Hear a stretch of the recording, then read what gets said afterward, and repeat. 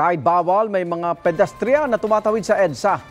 Nakunan po ng mga CCTV ng MMDA ang pakikipagpatintero nila sa mga sasakyan. May unang balita si Jamie Santos. Kuha ito ng CCTV ng MMDA sa gawing EDSA Guadalupe. Ang pedestrian na ito, sige lang sa pagtawid kahit wala naman sa tamang tawiran. Tumigil siya saglit sa gitna. Naghihintay ng tamang tiyempo para hindi masagasaan.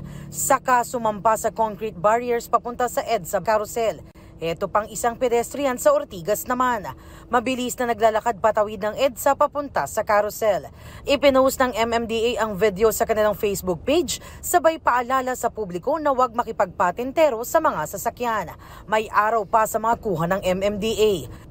Pero kahit sa gabi, meron pa ring mga tumatawid mula sa carousel papunta sa sidewalk gaya sa kuhang ito malapit sa intersection ng EDSA at Quezon Avenue. Sa aming pag-iikot, nakita naming may itinatayong footbridge malapit sa Quezon Avenue EDSA Carousel Station. May nakunan din kaming mga commuter na tumatawid sa EDSA. Tinanong namin ng ilan sa kanila kung bakit ayaw nilang mag-footbridge. At taas kasi dyan, nakakapagod. So, ito, fastest way, pero kahit medyo delikado, yun yung fastest way. At least makakarating kami agad doon. Minsan nakakalimutan yung pedestrian tsaka mas mabilis pag dito sa ilalim. Ang mga mahuhuling mag-jaywalk bukod sa masisita, may karampatang parusa. Bawat lungsod, may kanya-kanyang ordinansa kaugnay sa jaywalking o pagtawid sa maling tawiran. Sa Quezon City, halimbawa, sa mga first offense na may fines po ng 500 pesos and or 3 hours community service. Then sa second offense naman is 1,000, sa third offense 1,500 with or 3 hours community service. Ayon sa MMDA, madalas itong mangyari sa EDSA kapag tapos na ang duty ng kanilang mga enforcers sa gabi. Ang duty po ng ating mga enforcers ay up to 10 p.m. lamang.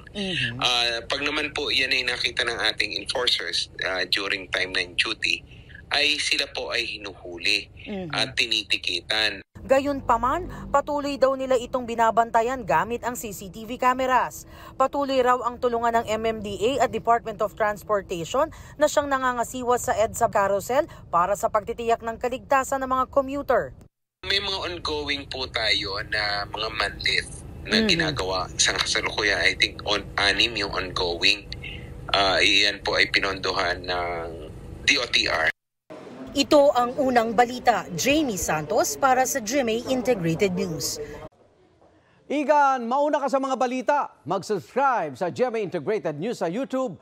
Sa mga kapuso abroad, subaybayan nyo kami sa GMA Pinoy TV at sa www.gmanews.tv.